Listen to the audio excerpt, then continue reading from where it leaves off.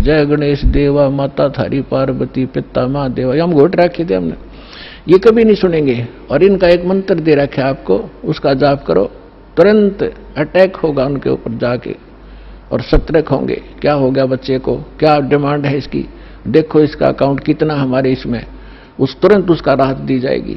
तो जो पैसे ने वैसा वैसा करो, कतई नहीं सुने, अरे एक बार कर दो हुर्र, वो तुरंत देखेगा नू और अट्रैक्ट होगा, दौड़ने की चेष्टा करेगा उस आवाज की ओर। तो परमात्मा ने ये मंत्र हमें दिए थे, लेकिन बीच में काल के दूता ने इस कबीर पंथ का जहां स्टार्ट हुआ था दामा खेड़ा वालों से, तो 5वीं पीढ़ी तक ये 5 मंत्र चले थे। उसके बाद 6ठी पीढ़ी में दामा खेड़ा वालों के जो महंत था वो एक टकसारी नाम का इसी कबीर पंथ की ब्रांच बन गई थी नकली। उसने भ्रमित कर दिया कि तुम बात करते हो सतलोक की और सचखंड और सतपुरुष की और पूजा कर रहे हो तुम देवी देवताओं की, ये कहे कि भक्ति है तुम्हारी। तो भ्रमित हो गया, उसको ज्ञान नहीं था, छठा पीढ़ी वाला था। उसके बाद फिर उन्होंने एक शब्द सिलेक्ट कर लिया जो कबीर सागर में लिखा है, अजर नाम, अमीर नाम, पाताले सब सिंधु नाम, यही हंस का काम। ये कोई मंत्र है? ये तो एक श्लोक शब्द है। तो इन मंत्रों से इन आपकी पूजा नहीं है। पूजा हमारा कबीर देव पूज्य है, उसको प्राप्त करना, सतलोक हमारा प्राप्त करना उद्देश्य है। और ये साधनाएं हैं, ये इंस्ट्रूमेंट हैं, ये प्रयोग करने ही करने पड़ेंगे। अब उसके बाद जो सतनाम आपको दिया जाता है, सतनाम के अंदर एकाध सिरफिरा जो विशेषकर वो व्यक्ति भ्रमित होता है जिसके कर्म घड़े बिगड़ जाते हैं, जो 100, 200, 1000, 2000 व्यक्तियों को भ्रमित करके उनको अपने पीछे लगा कर गुरु बन बैठता है।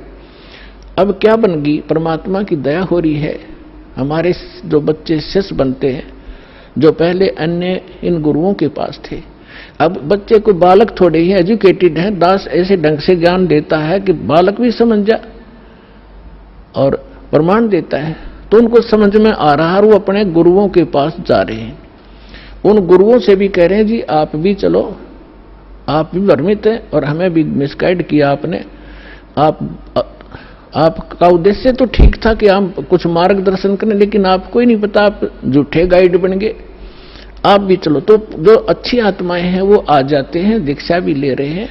एक तो ये कह रहा था कि मेरे 20,000 शिष्य हैं, मुझे ये ज्ञान मिला, पहले मैंने ज्ञान गंगा पढ़ा और फिर मैंने अपने शिष्यों से कहा कि तुम भी पढ़ो, देखो इसमें क्या है। तो उन शिष्यों से ने कहा जी इसमें तो अद्वितीय ज्ञान है। तो मैंने कहा कि जाओ तुम दीक्षा लेकर आओ। तो वो अपने शिष्य भेजे उस प्यारी आत्मा ने, और अब कह रहा था पिछले सत्संग पे कि पिछली बार मैं भी आ गया हूं और शेष को भी अब जाके ये ज्ञान गंगा दूंगा और यहां लाऊंगा। ये है महान आत्मा। ठीक है, जब तक धोखे में हम भी थे, गलत साधना हम भी कर रहे थे, जिस दिन पता चला उसी दिन हम दिशा बदल ली। तो बुद्धिमान होता ही है।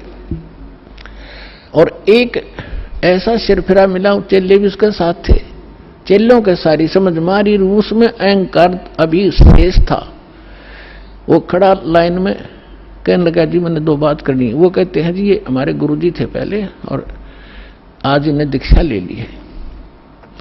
अब वो प्रथम दीक्षा ले ली, द्वितीय दीक्षा दी जब उसने कहा कि ये क्या है, ये वही मंत्र है, उल्टे सुल्टे करके दे रहे हो, ये कोई सतनाम हुआ। तो पुण्यात्माओं यही मार खाता ये प्राणी। वो एम था उसके अंदर, अहंकार था।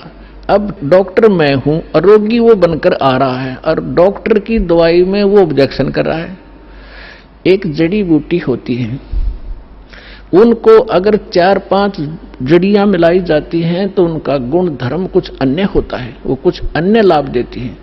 और जब उनको सिंगल खाया जाता है तो वो अलग लाभ देती है, और जिनको 2 में मिलाकर खाया जाता है तो वो अन्य लाभ देती है।